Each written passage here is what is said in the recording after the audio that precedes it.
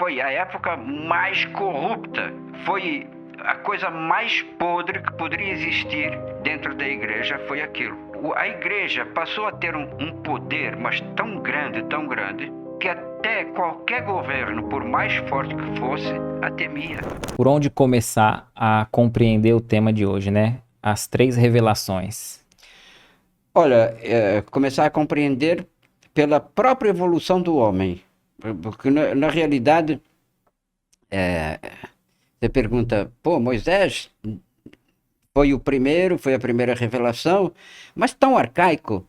Era a capacidade que o homem tinha de compreender. Então ele não podia ser mais do que isso. E, aliás, se você parar para pensar, por exemplo, Moisés estava no Egito, o povo hebreu estava no Egito, eram escravos dos egípcios. O faraó Ramsés, não sei porquê, mandou matar todas as crianças judias. Acho que ele não queria mais judeu lá dentro. Mandou matar todas as crianças judias, e a mãe de Moisés disse que o coloca num cesto e o coloca no rio. Por incrível que possa parecer, é a filha do faraó que vem pegar esse menino que o educa. Eu chego aqui porque, os hebreus eram escravos, portanto sem instrução, pessoas grotescas, grossas mesmo. Mas Moisés tinha um papel, uma missão muito mais importante para desenvolver, e ele foi educado pelos egípcios. Aliás, ele foi educado com o futuro faraó, que era praticamente considerado um irmão dele, vem a ser o faraó Sete, né? Porque então ele teve tudo para quê? Para se instruir. Então era necessário alguém com cabedal cultural e conhecimento, fora daquele contexto do cabedal do hebreu, que era um hebreu era tosco, por ser, não por culpa dele, mas por ser escravo, né? Então é com ele que vem a primeira revelação. Mas antes de tudo, Emmanuel definiu desta forma. Quando Moisés tira o povo judeu do Egito e o leva para a terra prometida, para a terra de Canaã, é uma grande súplica daquele povo a Deus. Primeiro que era um povo sofrido, né? Foi para o Egito e acaba por se tornar escravo, e a cultura egípcia, que era fomentada por deuses de toda a natureza, às vezes eu fico me perguntando como é que faria o deus da chuva e o deus do sol, do fogo, né? Ia ser uma briga tremenda lá no céu, né? Mas era necessário que aquele povo, por ter sido escravo, estava moldado e humilde para começar a aceitar a ideia do monoteísmo. E precisava de alguém culto e com instrução para lhe dar essa ideia. Então o Emmanuel diz que é a grande súplica do homem a Deus. A resposta, ela vem com Jesus. Deus responde ao povo hebreu com Jesus. Alguns não quiseram escutar essa resposta, outros a aceitaram, mas alguns não quiseram. Mas chegou um momento em que esse diálogo ele precisava ser sintetizado, ser compreendido. E então Deus manda o Espírito da Verdade. Então, veja, Jesus, em forma do Espírito da Verdade, que ele havia prometido lá, que nos enviaria um Consolador, que nos faria entender as coisas que nós não tínhamos conseguido entender naquela época. É claro que há muita coisa de Jesus que nós não podemos compreender mesmo, mas não podemos compreender pelas nossas deficiências. Quando Jesus prega o amor acima de tudo, o amor ao próximo como a si mesmo, quer dizer, o amor ao estuprador, ao bandido, ao assassino, que é uma coisa extremamente difícil que nós não conseguimos compreender naquela época. Quando na doutrina espírita, através do Espírito da Verdade, nos diz, olha, por que é que tens que amar? Tens que amar porque a falta de amor, o ódio, a mágoa, não fazem mal ao outro que você não perdoou, fazem mal a você. Sabe, são essas coisas que destrincham aquilo que nós devemos conhecer. Em Peirópolis, Langerton, lá na Vila Cantinho Espírita, tinha um pedestalzinho, um monumento pintado e tinha uma frase extraordinária. Sabe? Primeira vez que eu li aquilo, eu tinha uns 22, 23 anos. E diz assim, Jesus é a porta, Kardec é a chave. Quer dizer, não por culpa de Jesus, Jesus não falou tudo, não porque não porque ele não quisesse, mas porque nós não conseguiríamos compreender. Ora, quando ele fala da reencarnação, por exemplo, ele cria um problema até na cabeça de Nicodemos, que era um doutor da lei. Imagina! Então, se o Nicodemos, que era o doutor dos doutores da lei, não entendeu, ele estava numa fé cega. Porque ele diz para Jesus, Senhor, eu sei que falas a verdade, porque fazer as coisas que fazes só vindo da parte de Deus. Tu és sim o Messias, não tenho dúvida disso. Mas como é que pode um homem sendo velho entrar no ventre da sua mãe? Sabe? Ora, ele é um doutor da lei. E a resposta de Jesus é essa mesmo. Ora, se tu és um doutor da lei, ô Nicodemos, quando te falo das coisas materiais não entendes, como é que queres entender das celestiais? O que é do espírito é do espírito, o que é da carne é da carne. Não entendeu, quer dizer, que o espírito ele vivia e convivia independentemente do corpo. Então, essas coisas é que vieram para ser explicadas. E olha aqui, Kardec nos deixa o Pentateuco, que nós estamos tentando entender, mas olha que depois, dentro das obras mesmo, já ainda não vem tudo, não. E o Espírito da Verdade diz a Kardec, hás de voltar no início do século para complementar aquilo que deixaste agora. E assim como aconteceu. Quais são as obras que nos vêm explicar, por exemplo, tudo aquilo que não tínhamos compreendido com os livros de Kardec, porque o povo, àquela época, quer dizer, no século XIX, também não teria compreendido uma cidade organizada no mundo espiritual. Voltando lá de Moisés, que ele também adequou o ensino para aquele povo. Exato. E talvez, pelo que eu compreendi, né, e você pode explicar melhor, me corrigir se eu estiver errado, talvez até os 10 mandamentos, que ficou mais conhecido, nem é a principal proposta de Moisés. O principal trabalho e tarefa dele foi mostrar para aquele povo Deus sendo um Deus único? Eu acho que sim. Eu acho que o principal objetivo era nós sairmos do politeísmo para adentrar o monoteísmo, né? Mas o fundamento, eu acho que, e isso era muito difícil. Como é que você vai dizer para uma pessoa que está acostumada a vários deuses, por exemplo, eles saem, mesmo até a época de Jesus, por exemplo, os romanos também eram politeístas? Porque tem os mesmos deuses os deuses gregos e... Alguns são os mesmos, né? e romanos. Alguns deuses, eu não sei o nome de todos sim, eles, sim. São um monte, né? Não dá, eu prefiro saber só o meu, só um, né? Mas a ideia primeira, a missão de Moisés era o monoteísmo.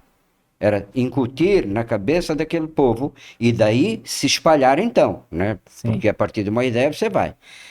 Mas, quando ele, por exemplo, claro que os 10 mandamentos também não estão alheios a tudo isso, sim, porque é tudo um processo de compreensão. Ora, a ideia do Deus único, e aí então ele diz, olha, ama a Deus, ama esse Deus acima de tudo, a esse único. Mas veja que quando ele sobe o Monte Sinai e está lá escrevendo, talvez mediunicamente, ou tentando entrar em contato com a espiritualidade, alguma coisa, 10 mandamentos, que ele fica lá um bocado de tempo, acho que são 40 dias que ele fica lá, e quando ele volta, o povo já tinha se perdido completamente. Mas é compreensível. Você vai ver espírita passar na frente do cemitério e se benzer. Sabe? Porque é uma coisa que... Cultural. E cultuaram isso durante tanto tempo que, embora às vezes saibam que não faz nada, mas é bom a gente se precaver. Então faz o sinal da cruz. Entendeu? Mas não parou para raciocinar e mudar o hábito, né? Aquilo já é um vício dentro deles. Porque, olha, É que muitos vieram de outras crenças também, Sim, né? E acaba sim. não perdendo. A gente vê o Chico Xavier, a própria obra dele subsidiária ali, toda alinhada com Kardec, com Jesus. Mas ele, particularmente, na casa dele, em cima da cama ali, ele tinha uma imagem, né? Conta-se que tinha ali uma Nossa Não, Senhora e ele abria tal. o paletó, ele tinha botões de santos aqui assim, É. colocados. E no Pinga Fogo ele fala: eu sou muito grato ao catolicismo, que eu tenho hábitos, eu tenho amigos, né? Que foi onde ele iniciou, né? Hum? E com um carinho tão grande no qual ele não deseja perder, né? Exato. Mas a gente sabe que, veja, ele tinha, por exemplo, Teresa de Aragão, que ele tinha uma idolatria por ela. Mas eram assim, eram amigos, né? Sabe, o Chico tá, na realidade, ele está num processo tão alto que se ele estivesse na Igreja Católica, ele seria um santo. E a gente sabe hoje quem é a reencarnação do próprio Chico, né? Ou quem foi na vida passada. É, bom, isso não precisa muito também. Aliás, quando eu comecei, já praticamente já dei a dica. Entendeu? Então, imagina um espírito desse cabedal, né? Quando ele tem ali o Santos, ele tem amigos. Ele tem os amigos com quem ele conviveu, com quem que ele se lembra de outras vidas, né? Aliás, tinha um indivíduo aqui em Santos que frequentava um centro, era um chino, e ele era muito rico. E diz que ele conheceu o Chico em outras reencarnações, e quando se encontrava com o Chico, não conversavam da vida aqui. Conversavam você lembra naquela época, em 1450 e tal, né? Olha que legal. É, só que o China ainda está muito preso ao dinheiro, né? Era um homem muito rico. Eu não devia nem estar falando o nome dele. Não, ele já desencarnou, mas tem familiares aí. Sim, sim, sim. E diz que o Chico uma vez falou para ele, ó, larga tudo isso, vem comigo. Ele falou, Chico, ainda não tá. É similar ao rapaz do Evangelho, né? Exato, exato. Falou, ainda não dá. Eu vou chegar lá, mas por enquanto ainda não dá. Quer dizer, mas é compreensível, nós temos que estar preparados. Deus não apressa nada. Deus tem o tempo dele, espera que a gente chegue lá compreendendo. É essa a grande questão. O raciocínio individual de cada um de nós é que tem que fazer a nossa estrada. Nós temos que trilhar por um caminho porque compreendemos que é esse o caminho que temos que seguir e por que nós temos que seguir. Pronto. Raciocinar sobre aquilo, né? Raciocinar. Daí, então, a fé raciocinada. Ora, Moisés vem exatamente, não podia dar uma fé raciocinada naquele tempo. E por isso, ele deixa os 10 mandamentos. Mas nem tudo que Moisés trouxe era divino, né? Ele, Não, ele sendo um legislador, ele também tinha leis que não veio da parte divina, né? é, Ele se valia para fazer o povo seguir, acreditar, para exato. trazer um poder para ele? Ele era um legislador. Ele não era sequer o sacerdote. O sacerdote do povo hebreu naquela época era o Arão. Não era ele. E se você lê, por exemplo, os 10 mandamentos, o que é que Jesus diz? Ama a Deus sobre todas as coisas e ama o próximo como a ti mesmo. São 5 mandamentos que estão aqui de Moisés, que ama a Deus. Você pegar o primeiro, que é o maior, eu sou o Senhor, vosso Deus, que vos tirei do Egito, da casa da servidão. Não tereis diante de mim outros deuses estrangeiros. Não fareis imagem esculpida, nem figura alguma do que está acima do céu, nem abaixo da terra, nem que quer que esteja nas águas, sobre a terra, não os adorareis e não lhes prestareis culto soberano. Segundo, não pronunciareis o nome de Deus em vão. Terceiro, lembrai-vos de santificar o dia de sábado. Santificar era o dia para a oração, tá? O quarto, honrai o vosso pai e a vossa mãe, a fim de viverdes longo tempo na terra que o Senhor vos dará. Quinto, não mateis. Esses mandamentos são: ama a Deus sobre todas as coisas. E depois ele diz: não cometeis adultério, não roubeis, não presteis falso testemunho contra o vosso próximo, não contra Deus, contra o próximo. Não cobiceis a casa do vosso próximo, nem o servo, nem a serva, nem o boi, nem o asno, nem qualquer das coisas que lhes pertençam. Hoje seria o carro, a casa, etc. Mas naquela época tinha boi e tinha burro, né? Esses 5 ama o teu próximo. É por isso que Jesus diz: não vim destruir a lei, vim dar-lhe cumprimento. Eu, porém, vos digo: ama a Deus sobre todas as coisas e o próximo como a ti mesmo. Reduziu esta lei, que Moisés precisou de 10 mandamentos, e Jesus colocou, mas não se esqueceu de colocar o que é de Deus a Deus e o que é do próximo ao próximo. E daí ele dizer que não veio destruir a lei. E sabe o que eu achei interessante? Eu estava vendo o Saulo falando sobre isso, ele diz assim, só que isso não é a proposta do Cristo. Isso é o que Cristo resumiu de Moisés e os profetas, porque aí ele vai dizer assim, né? Aí está... E se encerra a lei... Então, aí está Moisés e os profetas. Porque aí o Saulo vai dizer que a proposta do Cristo é mais avante ainda, que é amar os inimigos. Não, quer dizer, ele já, vamos dizer, ele já aumentou o sarrafo, né? Exato, mas acontece que é aquilo que eu disse no início. A gente precisa estar preparado para isso. E a gente, naquela época, na época de Moisés, não estávamos preparados para isso. Né? Tanto é que a lei de Italião era olho por olho, dente por dente. Ao criminoso, o ladrão cortava-se a mão. Enfim, mas então, mas aquele você acha povo que só entendia aquela coisa. Um salmo extremamente, que eu acho lindo, o Salmo 23. O Senhor é o meu pastor, nada me faltará. Quando chega no final, ele diz assim: o Senhor preparará uma mesa farta diante dos meus inimigos. Sabe, isso é lá do Velho Testamento, de Davi. Não é um contrassenso? Mas veja, mas era a ideia do mundo daquela época. O mundo, a natureza não dá saltos. E era... Mas ali queria dizer, preparar uma mesa farta para ele, para os inimigos verem quanto não era comer junto com os inimigos. Não, diante dos meus inimigos. Era para os inimigos verem que o sucesso dele, né? O sucesso dele, que Deus tinha dado a ele. Não é para os inimigos comerem juntos. Aí é que está a questão. Quer dizer, um salmo tão bonito, né? Mas se você começar a analisar as frases, né, que estão colocadas ali, chega um ponto que leva por terra. Eu até costumo dizer que não há nada que eu conheço, nem guerra, nenhuma guerra que nós tivemos ao longo do tempo, ela fez tantas transformações antropológicas quanto a vinda de Jesus. Essa coisa de Jesus, quer dizer, algumas coisas... não por culpa dele, nem por culpa das instituições, mas por culpa dos homens que as interpretaram ao longo do tempo. Como tudo, né? O poder, já dizia Voltaire, aliás, é quase que contemporâneo, o poder corrompe, e o poder absoluto corrompe absolutamente.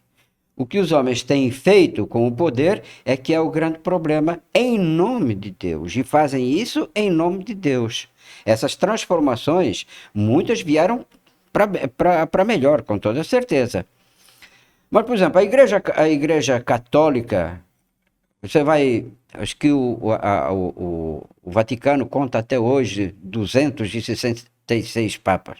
Mas ele considera os papas até o advento da Igreja Católica Apostólica Romana, porque até a época não era Igreja Católica Apostólica Romana, até o ano 300. Ela vira uma Igreja Católica Apostólica Romana com uma hierarquia determinada entre o sacerdote, tem o pároco, tem depois o Mas eles Monsenhor. Compreendem Pedro como primeiro Papa? Compreendem Pedro como primeiro Papa e alguns que vieram depois, dirigentes da Igreja, das Casas do Caminho, como papas. Acho que até Paulo... acho que o detalhe aí foi da infabilidade papal, né? Aí Exato. Que pega, né? Aí é que pega. Então, eles consideram... E na realidade, não. A Igreja Católica, ela tem início no ano 300 e pouco. Tanto que o primeiro Papa, depois da... Acho que é 303, parece. 314, salvo erro, foi o Papa Silvestre, né? Esse sim é o que eu acho que deve ser considerado o primeiro Papa, porque até então não existia catolicismo. Entendi. Existia um cristianismo separado do paganismo. Depois junta-se tudo, o catolicismo e o paganismo. Mas aí, veja, e passaram então essas transformações até nós chegamos, por exemplo, num papado que era Alexandre VI, salvo erro, Rodrigo Borga, que era na realidade um espanhol, ele vai para Roma, lá ele é nomeado, mas ele tinha filhos, tinha mulher, tinha tudo. Foi a época mais corrupta, foi a coisa mais podre que poderia existir dentro da igreja, foi aquilo. Agora, a igreja passou a ter um poder, mas tão grande, que até qualquer governo, por mais forte que fosse, a temia. As contendas entre países, elas eram resolvidas, eram pelo Papa, não era por exemplo, você tem ali a questão de Portugal com a Galícia em cima, né? Claro que ali, naquela época, era a Península Ibérica, eram condados, né? Mas quando o Afonso Henriques começa a conquistar com a anuência do Papa, que era expulsar os muçulmanos da Península Ibérica, ele começa lá de cima da Galícia. E aquilo passaria a ser um território português. Mas quando ele vem para baixo, vai lá o primo dele, que era Dom Fernando de Leão, e pega a Galícia. E ele, quando volta, vai lá e pega a Galícia. E quando ele desce, o primo vai lá. E aquilo foi umas 5, 6 vezes, até que foram se queixar para o Papa. E o Papa mandou pagar cada um uma importância, e a partir daquele momento ficava como estava. Né? Tanto que o galego tem um dialeto diferente do castelhano, muito mais próximo do português, né? Mas é território espanhol. Mas quem resolveu essa contenda foram os papas. E hoje você acha que está muito mais tranquilo? A própria influência do Papa? Eu acho que não. Ou continua ainda... Continua. Você tem um caso aqui que foi muito comentado nos jornais. Lembrando, não é nenhuma crítica ao catolicismo, Não, né? não. Aos homens que fazem o catolicismo, como eu posso ter essa crítica? A homens dentro do espiritismo. Sim, Né? sim, Então, sim. nada contra a Igreja Católica. Porque as instituições, elas têm que ser salvaguardadas das besteiras que os seus dirigentes fazem. Né? A instituição é uma coisa, ela é intocável. Agora, quem as dirige é que é o grande problema. Mas, de alguma forma, quer queira, quer não, a influência da Igreja no mundo, ela continua. Tá? E vou te dar um exemplo claro, o caso da Polônia. Quem trouxe a Polônia saindo do comunismo para um país capitalista foi o Papa, que era polonês, o João Paulo II. E olha, e aí, uma coisa até triste, porque naquela época, ele disse que mandou para a Polônia, isso está aí em noticiário, pode procurar na internet, não estou falando nada novo aqui, mandou para a Polônia 500 milhões de dólares, que estavam depositados no Banco Ambrosiano, que é o Banco do Vaticano. E esse dinheiro era da máfia. E por esse motivo a máfia acabou por sequestrar uma menina, que era filha de um funcionário do Vaticano, e essa menina nunca mais apareceu. E o Papa sabia, mas ele sacrificou essa menina, né, para que a Polônia se tornasse livre. Então, eu acho que a influência do papado, ela continua. A política, né, eles nunca deixaram, eles estão sempre por trás disso, e por isso eles são uma instituição tão forte. Porque se não fosse dessa forma, não seria uma instituição tão forte. Vejamos, a história da igreja.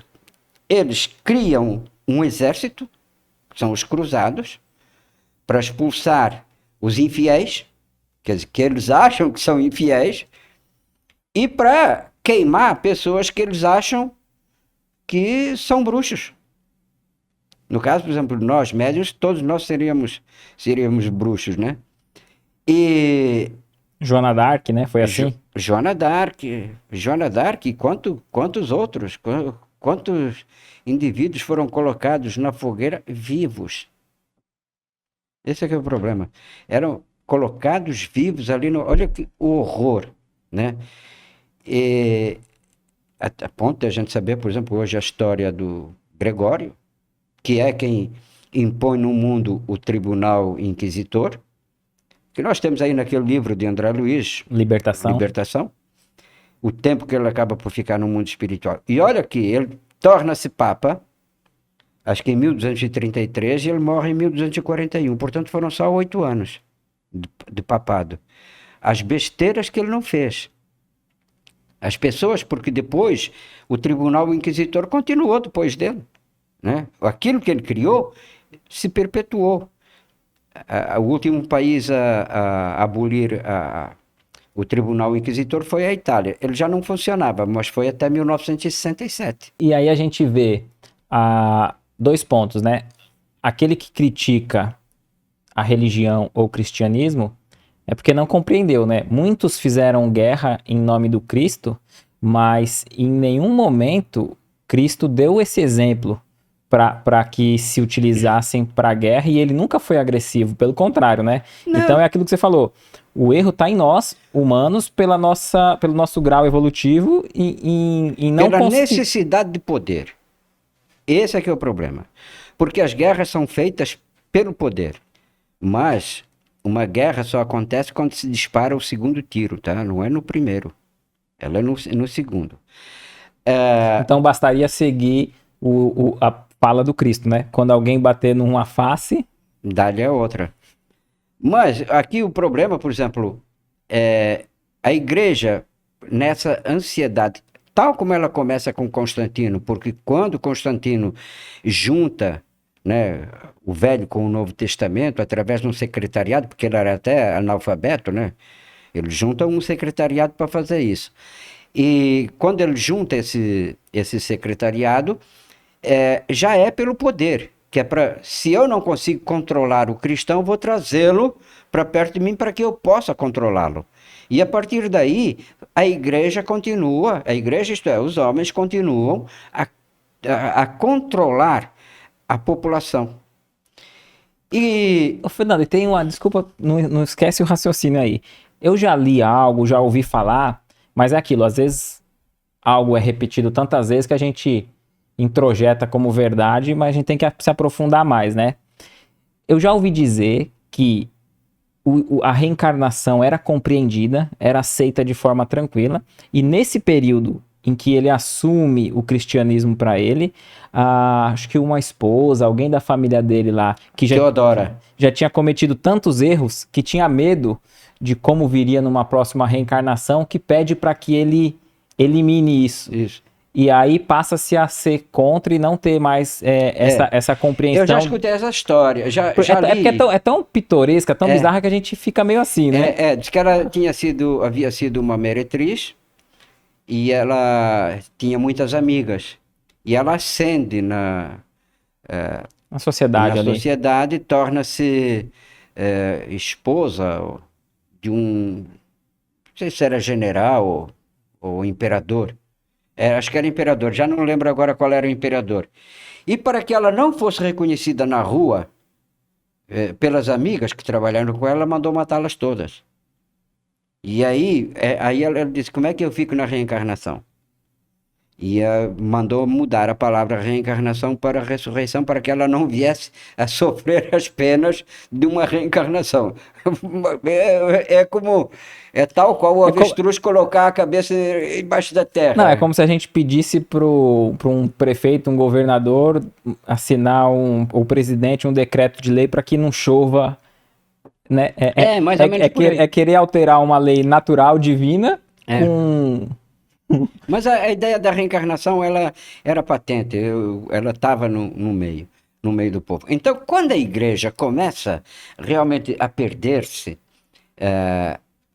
dentro de práticas abomináveis, que eram práticas que eram verdadeiramente abomináveis, começa a existir o grande movimento das reformas. Você pega, por exemplo, eu costumo até dizer, o primeiro reformador, aquele que tentou reformar a igreja, foi São Francisco de Assis. Porque, embora ele seja canonizado pela igreja, ele nunca foi católico. Ele nunca frequentou missa, ele não ia na igreja. Aliás, ele abominava a prática religiosa da época, porque eram aqueles bispos que andavam gordos, comendo na casa de todo mundo e tal. Então ele não, só depois que ele morre é que a igreja cria uma ordem, né, com os ideais de São Francisco de Assis, que era principalmente a pobreza. Mas ele chega aí pessoalmente, falar com o Papa, para pelo menos conseguir uma assinatura para que ele pudesse continuar exercendo lá quietinho em Assis, né? Em Assis, exato, mas ele não rezava missa, nada. Sim, sim. E é criada então a ordem, e a ordem ela só vai depois para frente com o Santo Antônio, que é um reformista também, o Santo Antônio de Pádua. Santo Antônio começa a vida religiosa em Lisboa, depois vai muito jovem para Pádua. Diz que São Francisco acabou por se encontrar até com ele. Santo Antônio era mais jovem que ele, acho que 10 anos. Ora, pelo que sei, acho que São Francisco morreu no começo do século XIII, 1230, 1230 e pouco, e morreu jovem, porque quando ele foi para o Vale dos Leprosos, acaba contraindo a lepra, né? Que ele foi ajudar os pequeninos do Cristo e ele mesmo acaba contraindo a lepra. Então começam a existir os movimentos reformistas. Desse que nós temos notícia, entre o século XII, final do século XII, começo do século XIII, com São Francisco, depois com a Ordem Franciscana, etc. Mas ainda não era suficiente. Até que em 1415 surge um reformista alemão, Johann Hus, e também foi condenado à morte, né? Também foi para a fogueira. Mas veja que ele, quando ele vai para a fogueira, ele diz o seguinte, diz que, eu não sei alemão, mas diz que Hus, em alemão, que é pato. E ele diz o seguinte, olha, vocês estão matando a mim hoje, Johann Hus, sou um pato. Mas não adianta vocês me matarem, porque a ideia que nós temos, ela não é minha, é um movimento. E nós vamos ser vitoriosos. E um dia há de surgir um cisne, não um pato, que esse vai realmente completar o trabalho que nós estamos começando. Qual era o apelido de Martim Lutero? Cisne. E veja que a Inquisição não chegou à Bavária. O Lutero vivia na Bavária. E ele tinha proteção, naquela época não era Alemanha ainda, eram condados, eram ducados, etc. Cada um ali. E ele estava na Bavária e ele tinha a proteção do príncipe da Bavária, porque ele era professor de teologia na faculdade. Então, ele tem... a igreja tenta até levá-lo até fora dos limites da Bavária, só para o prender. Tentam com uma reunião de apaziguamento, etc., mas era para pegá-lo e prendê-lo. Mas ele não caiu na onda. E então, ele coloca aquelas 95 teses, que era para reviver o cristianismo na sua pureza, que é dentro daquilo que Jesus tinha deixado. Mas ele peca por um ponto. Pelo menos que eu acho, que me perdoem se houver aqui irmãos evangélicos e protestantes me assistindo.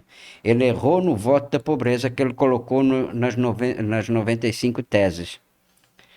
Porque, claro, a humildade, a pobreza, etc., são muito bonitas, mas você tem que estar preparado para vivê-las. Você não pode, alguém te obrigar. Quando Jesus diz para aquele mancebo, olha, o que é que eu preciso fazer para seguir? Tá?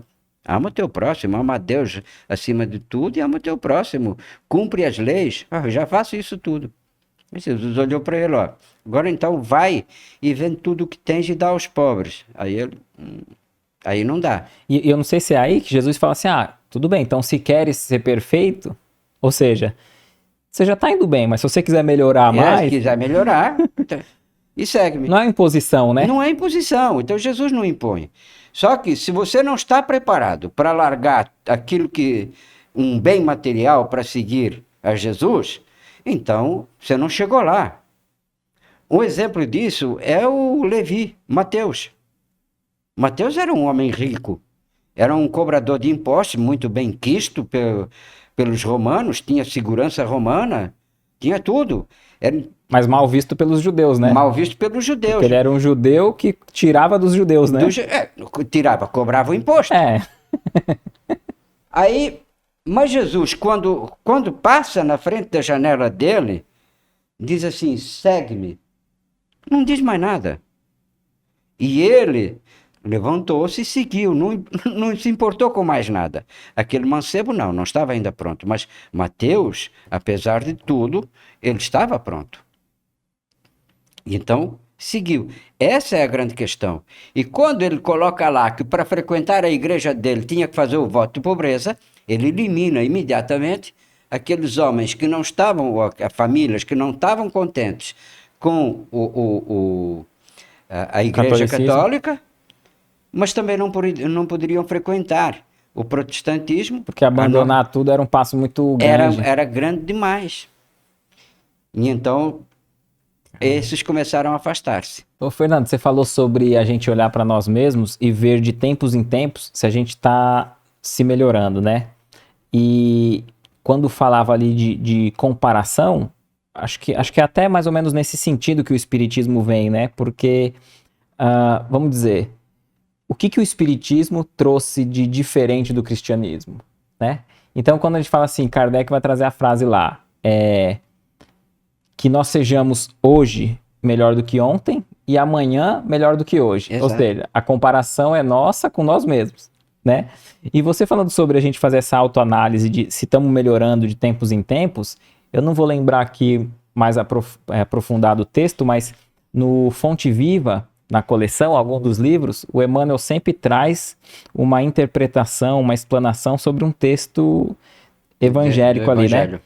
E ali, lá ele diz assim, sobre novos testemunhos. E às vezes eu penso assim, pô, eu vou dar um testemunho. Há tanto tempo eu parei de beber. Tem tanto tempo que eu abandonei tal vício. Só que aí, passa-se o tempo, passa-se os anos, aí os meus testemunhos. Há tanto tempo parei de beber. Há tanto tempo parei de fumar e tal vício. Quer dizer... Aí Emmanuel fala assim, novos testemunhos, né? Ou seja, e aí, Éder, você melhorou um pouquinho, você subiu um degrau, mas a escada é longa. Tem mais degraus. Mas olha, mas aí também eu vou dar um ponto para você, tá? Certo. Que às vezes, por exemplo, você não deixou nenhum vício, mas a tua forma de pensar mudou. Aquilo que você tem dentro de você é a coisa mais difícil, porque você parar de beber ou parar de fumar é um vício que você tem aqui na Terra. Externo, né? Externo. Não é um vício de conduta, não é um vício de personalidade, né? Que muda a tua personalidade. Os vícios maiores são aqueles que a gente não vê. Fofoca. Fofoca, né? Então, mas Jesus também é claro nisso. Se o teu olho te é motivo de escândalo, melhor te é entrar no mundo sem ele. Se a língua for motivo de escândalo, melhor te é entrar no mundo sem ela. Então, nós estamos aqui construindo a nossa personalidade. E às vezes essas mudanças, talvez elas não são aparentes porque você não olha para elas todos os dias. Então, só muito depois é que você vai descobrir que mudou alguma coisa nesse sentido, na forma como você pensava o mundo, na forma como você pensava a guerra muçulmanos e judeus. Mudou alguma coisa a tua forma de ver? Está mais compassivo? Aliás, que o Chico vai reencarnar lá naquele... Sabe que eu brincava antigamente? Eu dizia assim, cara, você quer resolver o problema no Oriente Médio? Manda o São Francisco para reencarnar na faixa de Gaza. E o Chico Xavier para reencarnar em Israel. Eles vão resolver aquilo ali numa mesa. Eles vão conversar. O Chico foi reencarnar lá. Não sei quem foi reencarnar do outro lado, mas o Chico disse que vai reencarnar lá. Né? Então, veja, são coisas que a forma como nós vamos vendo o mundo, que são coisas que estão dentro da gente, que fazem parte dos nossos defeitos ou das nossas qualidades, que nós não conseguimos analisar. Nós não conseguimos analisar cada mudançazinha pequenininha. Eu digo sempre, o único convertido verdadeiramente foi Paulo. Nós não. Nós estamos nos convertendo lenta e gradativamente. Ele não. Ele foi de uma hora para outra. Nós não conseguimos converter. Nós estamos nos adaptando a novas circunstâncias, claro. E a gente aprende em todos os lugares. A gente aprende aqui na doutrina espírita, mas a gente aprende dentro de casa, né, no convívio familiar. A gente aprende com as pessoas na rua. A gente aprende com as pessoas que precisam da gente ou que nós precisamos dela. Todo mundo tem alguma coisa para nos ensinar. Por exemplo, a gente está hoje aqui com o celular. Eu tive muita dificuldade para pegar no celular, mas eu tinha 2 filhos adolescentes, né? E esses filhos não tinham dificuldade nenhuma.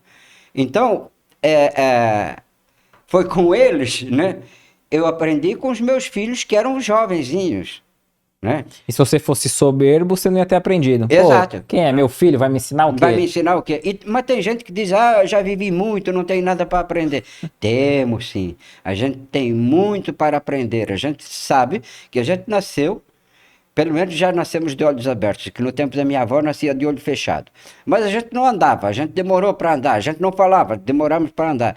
Então, a gente nasce para aprender, a gente vai ter que morrer aprendendo, porque até chegar na morte também é uma lição. Perfeito. E olha, e isso, a gente não sabe o dia que vai embora. A única certeza que a gente tem quando nasce é que um dia nós vamos desencarnar. Então o que a gente tem que fazer é aproveitar aquilo que pode nos modificar para que a gente viva com dignidade, que a gente viva com respeito e que a gente saiba verdadeiramente amar. Por caso contrário, não terá valido a pena a gente ter vindo a este mundo. Quando a gente diz uma sociedade intolerante, uma sociedade maldosa ainda, é uma sociedade que está aprendendo. É uma sociedade que está tentando aprender, sabe? Por isso a gente fala que neste momento em que estamos realmente numa transição, e já há algum tempo eu li um livro, já não sei qual foi o livro, que dizia que a partir de 1950, só espíritos muito necessitados de evoluir passaram a reencarnar aqui. A partir de 1950. Então imagina, quando Jesus determina que esta terra, o Brasil, seja a pátria do Evangelho e o coração do mundo, ele não traz uma pleiade de espíritos iluminados. Embora muitos deles tenham vindo exatamente para nos orientar, mas ele traz justamente os necessitados de aprender o Evangelho, porque é aqui que o Evangelho está sendo plantado e que as pessoas vão ter que colhê-lo. Isso independe até da nossa vontade. Eu não quero, tudo bem, não quer, mas você vai ter que entrar um dia. As coisas vão ser impostas, porque às vezes a gente diz, mas nós temos o livre-arbítrio. Mas nós temos espíritos olhando por nós que sabem quais são as nossas necessidades. Sabe? Eu tive um câncer.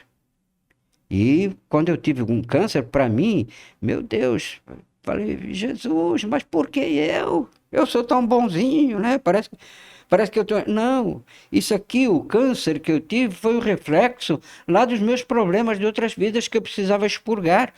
Apesar de todo o meu trabalho, todo o meu esforço dentro da doutrina, não foi suficiente para expurgar aquela energia negativa de ódio que eu tinha dentro de mim, que tinha sido condensada, somatizada ao longo de não sei quantas reencarnações. Mas olha como Deus foi bom para mim. Se eu precisava somatizar essas energias tão negativas, Ele colocou num rim, num só. E olha como Deus foi bom para mim. Eu andava com uma dorzinha aqui no testículo, eu fui no médico, no SUS, tá? E expliquei qual era a minha dor, que eu tenho varicoceles e tal. Ele falou, faz quanto tempo? Eu tinha 54 anos. Faz quanto tempo que você não faz o exame da próstata? Eu falei, olha, nunca fiz. Vamos fazer um exame do aparelho urinário todo? Eu falei, vamos. Descobri o meu câncer. Não fui lá por causa disso. Não me doía, sabe por quê? Olha como é que é. Eu tinha quebrado um pé e estava tomando remédio para dor. Então também não Olha. me doía. Mas primeiro, minha ex-mulher sonhou que eu precisava ir no médico. E eu, como não via doença nenhuma, eu levava assim a ferro um dito de um amigo meu: a gente não tem nada, vai no médico e sai de lá com 10 doenças. E é verdade, ele manda fazer um monte de exame e sai com um monte de doenças. E olha, ele descobriu o meu caso, mas colocou num rim que foi descoberto a tempo, não passou para o hilo e não passou para o outro rim. Sabe? Aí que está a misericórdia de Deus. Como é que eu posso me sentir desafortunado? E a espiritualidade, né? Deus, através da espiritualidade, ela acha caminhos, né? Exato. Porque informou a ex-mulher para, através dela E ela também, já era minha ex-mulher, tá? e já era ex. Já era ex. É, foi ela que sonhou para que eu fosse no médico. Fernando, ó, ela me ligou, eu recebi aqui, ó, e ela é crente. Mas o Espírito Santo me apareceu no sonho e disse que é para você ir no médico, Olha, sabe? Olha como o caminho. Como é que eu posso dizer que a espiritualidade não me ajudou? Que não me auxiliou em alguma coisa? Eu vou num médico, não foi por causa disso, ele me propõe fazer um exame do aparelho urinário. Faço o exame do aparelho urinário, me aparece um rim com 1 quilo. caramba, hein? E como foi descoberto ali, ele começou a subir pelo hilo, mas não chegou ao canal da bexiga. Olha, foi ali que cortou e pronto, acabou. Olha. Meu, então, o problema, eu precisava passar como qualquer um de nós precisa passar. E o espírita não tá, como diz André Luiz, a cavaleiro dos obstáculos, né? Não, de O, jeito O nenhum. Chico, com a obra dele, ele era um ser muito enfermo, né? É muito enfermo, diz que tomava 22 comprimidos por dia, entendeu? Mas era enfermo a matéria dele, entendeu? Não era o espírito. É que, Agora a humanidade não, tá enferma na matéria e no espírito, e né? no espírito, esse é que é o grande problema. Ô, Fernando, e você falando anteriormente sobre o casal Killian, sobre os experimentos, o William Crookes lá com materialização. E hoje em dia a gente vê também muita universidade, muitas pessoas já fazendo estudos daquilo que o espiritismo aponta e tentando verificar, né? Você acha que esse é o caminho da aliança da religião com a ciência?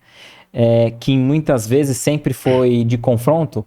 Religião e ciência não se ligam e o espiritismo vem fazer esse elo? Então, eu tenho certeza que sim. Eu tenho absoluta. E recentemente foi feita até uma pesquisa aqui na USP, né, com o passe. E eles conseguiram determinar que as pessoas que estavam doentes, que tomavam passe regularmente, que elas, embora algumas delas não se tivessem curado da doença e que tivessem desencarnado, elas desencarnaram sempre mais felizes, não tão preocupadas com aquilo que iriam encontrar depois deste mundo, mas que aquelas houve uma porcentagem muito maior de pessoas que foram curadas, aquelas que tomavam passe, tá? Enquanto que do outro lado havia sempre pessoas muito mal-humoradas, que elas tomavam passe não. Então, e isso foi a própria a USP aqui, né? Eu não sei se você já trouxe aqui o D'Alessandro. Não, já me indicaram, acho que eu entrei em contato com ele, mas parece que o dia que tem aqui o podcast, ele tem aula, que ele dá aula, alguma coisa Ele assim. é professor universitário, é professor na USP mesmo, Isso, né? mas eu vou ver se eu consigo até ver com o Emerson, se a gente entra em contato com ele pra gente vir aqui num fim de semana. Aquele homem é uma enciclopédia. Ele realmente é uma enciclopédia. E eu já vi várias palestras dele, são maravilhosas. Mas ele disse certa vez o seguinte, que ao contrário daquilo que se pensa, no meio acadêmico hoje, há muito mais espíritas do que propriamente católicos ou protestantes. Não é porque a doutrina espírita esteja além, ou que seja de elite, né? Não, não. Mas As pessoas que conseguem compreender os meandros desta doutrina, elas encontram verdadeiramente o caminho para a sua vitória. Aquela vitória, vitória em Cristo. Vitória em Cristo é quando eu conseguir fazer aquilo que Ele me ensina. Aí, nesse momento, eu vou tirá-lo da cruz. Por enquanto, Ele está lá pregado e pregado por mim. Porque Ele sofreu o que sofreu exatamente para me ensinar aquilo que eu não consegui absorver ainda. Então, enquanto não absorver, Ele continua crucificado. E nós, quer queira, quer não conseguimos despojar-nos de todo o orgulho, de toda a maledicência. Ainda carregamos maledicência. A gente pode não fazer mal para ninguém, mas é cada plano de vingança que a gente faz na nossa cabeça que é impressionante, né? Contra alguém que a gente acha que nos tenha prejudicado. Então, Eu ouvi dizer uma vez assim, né? Que. Não, acho que até no Evangelho, segundo o Espiritismo. Até no Evangelho segundo o Espiritismo, amar os inimigos, diz lá, né? Que pra gente não ficar feliz quando o inimigo se dá mal, né? E aí a gente pode raciocinar assim, então como é que eu vou saber que eu já perdoei? Porque muitas vezes a gente fala assim, não, fulano me fez mal, mas ó, eu sou cristão, eu já perdoei. Eu já perdoei. Aí você fala assim, tá bom, então se ele ganhar na Mega Sena, você vai ficar feliz? Como você disse no final do Salmo 23, né? Para que Deus nos dê um banquete na frente dos nossos inimigos. Então, quer dizer, se você vê o teu inimigo melhor do que você, isso vai te causar que sentimento? Então você ainda não perdoou, então. Não, exato. Exato. Quando a gente só vai conseguir perdoar mesmo quando aquela situação não despertar nenhum sentimento em nós. Nenhum sentimento negativo, né? Agora, enquanto despertar algum sentimento negativo, me desculpa, mas a gente ainda não chegou lá de jeito nenhum. São chegados os tempos em que suas ideias morais devem desenvolver-se, para que se realizem os progressos que estão nos desígnios de Deus. Elas devem seguir o mesmo roteiro que as ideias de liberdade seguiram, como suas precursoras. Mas não se pense que esse desenvolvimento se fará sem lutas. Não porque elas necessitam, para chegar ao amadurecimento, de agitações e discussões, a fim de atraírem a atenção das massas.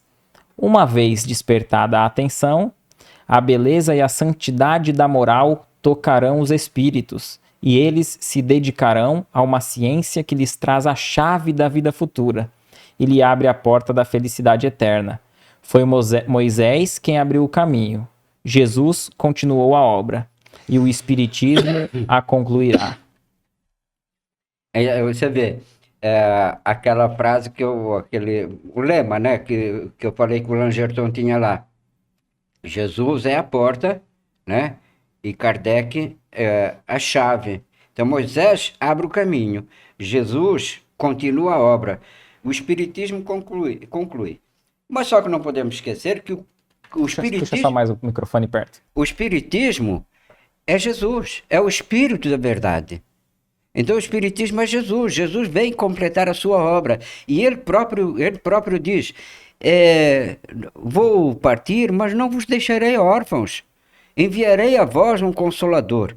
E esse Consolador que o mundo não pode ver, mas há de conhecê-lo, ou há de reconhecê-lo, porque vos fará lembrar de todas as coisas que vos tenho dito.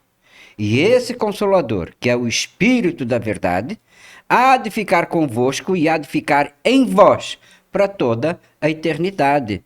Então Jesus prometeu isso. O que é que ele ficaria em nós para toda a eternidade se não fosse alguma coisa que nos construísse mesmo?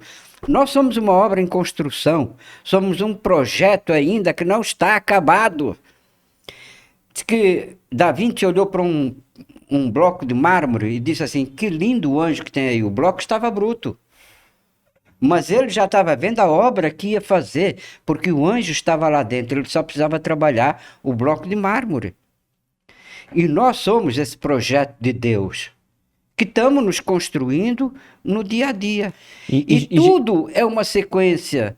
Se Kardec abriu o caminho, Jesus continua, o Espiritismo vai concluir, porque é uma sequência, tal como crianças que somos, que começa a engatinhar, começa a andar, vai para a escola, passa de ano, vai para a faculdade, se forma, casa, tem filho, tudo uma sequência. Eu até costumo brincar o seguinte, uma vez eu tinha 28 anos, eu fui comprar um carro zero, um Del Rey GL, nunca mais me esqueço. Naquela época tinha Del Rey e Santana, que eram os carros mais luxuosos. Comprei o carro, paguei à vista e tal. No final, ele disse, parabéns, belo Gordini. Eu falei, Gordini não, eu estou comprando um Del Rey GL. Ele falou, pois é, mas esse aí é o Gordini. Só que o Gordini evoluiu, a mecânica, chassi, carroceria, foi evoluindo em vários modelos até chegar àquele ali. É isso no mundo, aquela coisa, nada se cria, tudo se copia, nada se perde, tudo se transforma. O mundo é uma sequência, nós só precisamos entendê-la. E você quando cita o bloco de mármore ali, que já havia um anjo lá dentro, Exato. Jesus tem esse olhar para nós, né? Exato. Quando ele vê Públio Lentulus, ele já enxergou Emmanuel ali dentro, já né? enxergou Emmanuel ali. Quando ele viu o Longinos, aquele que crava a espada no peito dele, já viu quem ia ser. Tá? Ele não precisou de nada. Ainda o curou. Ainda curou a vista dele, que ele sofria de uma doença na vista. Ainda o curou. Jesus já viu isso na gente, porque Deus criou-nos a partir do nada, ou do quase nada, já que o nada não existe. O quase nada, a essência primária, o fluido cósmico universal. Somos a essência primária, só que evoluindo, chegamos aqui, uns vêm mais depressa, outros mais devagar, mas todos nós estamos na caminhada, e Deus não tem pressa. Deus não teve começo, não terá fim, portanto ele não tem pressa. E esse é o problema, nós somos imediatistas, né? Exato. Então, quando a gente vê uma sociedade tombando com tantos crimes e vê notícias de criminosos, a gente não consegue ver nele um espírito puro que ele será. Que ele será. Porque a gente quer isso para agora. Exato. Para essa encarnação. A gente acha que ele já deveria ser hoje, esquecemos que ele está num processo de evolução com todos os defeitos, com todos os problemas que havia, que ele veio. Tal como nós, né? Tal como nós. Talvez a gente já tenha passado da fase do crime, de matar, etc. Mas com toda certeza nós já passamos por lá também. Então, se nós passamos, porque não dá direito ao outro de passar. Ninguém nasce perfeito. Aliás, eu não sei quem é o espírito que diz que a gente cava um buraco na nossa frente, depois pedimos asas para passar o buraco. Não, se cavar o buraco, você vai ter que descer lá embaixo e você vai ter que subir, né? E isso vai ser você a fazer. Ninguém vai te dar um par de asas. Então, dentro disto aqui, é entender que o mundo não é a sociedade que é imperfeita. Nós é que estamos no caminho para a perfeição. E Deus criou-nos para isso. Deus só nos criou para nós nos aperfeiçoarmos. E nos dá essa oportunidade da gente se aperfeiçoar. E a gente chega à conclusão que até nos erros que a gente comete, a gente aprende. Esse indivíduo que hoje é um criminoso, com toda certeza, isso vai lhe valer de muito amanhã numa outra situação. Recebi uma psicografia do meu irmão desencarnado há cerca de 1 mês. Por ser muito recente, eu não sei se eu confio. Como que eu faço para ter certeza que realmente é uma carta do meu irmão? Olha, com 1 mês, eu não sei quais foram as circunstâncias em que ele desencarnou, mas com 1 mês de desencarne, é difícil a gente achar que o espírito já está dando comunicação. Por vários motivos. Quando a gente desencarna, é o mesmo que a gente está nascendo. A gente vem atordoado, né? Quando a gente chega no mundo espiritual, a gente chega lá atordoado, porque a gente se vê livre do corpo. É uma casca, imagina alguém tirar uma casca, né? E a gente sempre vai para um hospital. E normalmente, nesse hospital, a gente sempre fica um tempinho, né? Nesse hospital a gente vai tomar passe, oração, depois a gente continua na colônia, etc. Porque para dar uma psicografia, o espírito precisa vir à Terra. Normalmente é trazido, né, por espíritos superiores. Mas eu duvido que venham trazê-lo com um mês de desencarne, porque isso despertaria nele muitas emoções que não seriam necessárias. Você me desculpa, mas sinceramente eu acho meio difícil que tenha recebido uma psicografia. Agora, às vezes acontece que um outro parente ou um outro espírito pode dar uma mensagem em nome dele. Ó, vai lá, tu tá indo lá? Não, fala lá que eu estou bem, alguma coisa só assim, só para acalmar o pessoal, né? Mas dele mesmo, um mês é muito pouco. Perfeito. Seja qual for a circunstância que ele desencarnou. Porque para ele despertar no mundo espiritual e ser conscientizado da situação em que se encontra, etc., é muito difícil. A gente tem experiência pela literatura que não são todos os espíritos sequer que podem vir aqui, que podem voltar à Terra, porque isso chega em casa e desperta muitas emoções que o prejudicam na continuidade desse processo para a readaptação ao mundo espiritual. Então, porque no caso das comunicações que o próprio Allan Kardec recebeu, era uma condição diferente, né? Porque tem relatos na Revista Espírita ali que próprios trabalhadores do grupo desencarnavam e em pouco tempo eles já vinham e traziam a mensagem dizendo como foi o seu desencarne. Sim. Então, quando você fala assim, não é impossível. Não é impossível. Mas em linhas gerais, a humanidade em geral seria muito difícil, né? Esses espíritos que voltaram, eles foram preparados para isso. Tal qual aquele cego no tanque de Siloé. Quando pergunta quem teria errado, ou ele ou os pais? Nem ele, nem os pais. Ele veio para dar testemunho. Então aquele homem veio cego para isso. Para ser curado, para ser um grande exemplo, para ficar hoje até aí. Né? Agora, independente do tempo que essa carta chegou, até para outras pessoas que receberam uma mensagem, eu acho que a melhor forma é o conteúdo, né? Sim, a pessoa analisar e ver se reconhece aquele que esteve com ele encarnado nas entrelinhas ali, né? Há coisas que a gente não... Às vezes as pessoas perguntam, não é a caligrafia. Não tem que ser a caligrafia dele, tá? Essa é a primeira coisa. Mas a forma como ele se expressava, adjetivos que ele coloca, por exemplo, para falar sobre a minha mãe, eu vou falar minha mãezinha querida. Era assim que ele usava quando estava na Terra? Ou se era para a irmã sua bolachuda? Coisas, detalhes assim é que fazem da mensagem verdadeira ou não. Agora, se não tiver nada, se não houver nada de que, assim, da forma como ele se expressava no mundo e agora no mundo espiritual, então é meio difícil. Pode ser até um outro espírito dando um recado dele.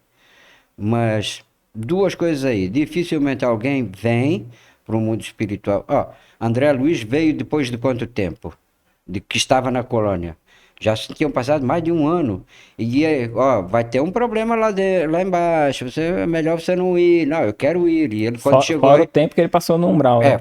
Não, mas isso já não, já estava na colônia. Isso. E aí ele chega, quando chegou ali, que ele viu a cena, já ficou revoltado e ele quase bota tudo a perder. Que ele viu a sua ex-mulher com um novo companheiro, né? Um novo companheiro. O cara já estava morto, fazia 10 anos, pô. A mulher vai ficar aí esperando o quê, né? Então, mas mesmo assim, ao cimo com que ele ficou. Tá muitas coisas que o espírito não está preparado ainda para ver. E pode ser prejudicial. E a própria espiritualidade, os seus mentores, vão fazer com que isso não aconteça.